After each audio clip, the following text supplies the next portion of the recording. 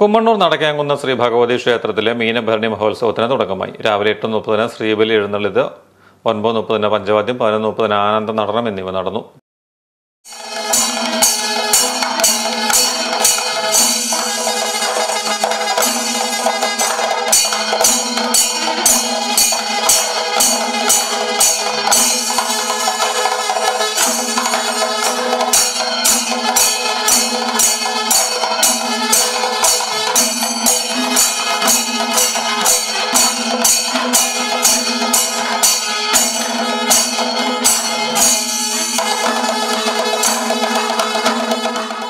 തിങ്കളാഴ്ച രാവിലെ 8:30 ശ്രീബലി എഴുന്നള്ളത്, 11:30 മുതൽ റജി മാധവന്റെ സംഗീത സദസ്സ്, തുടർന്ന് നവകം, പഞ്ചഗവ്യം, അഭിഷേകം.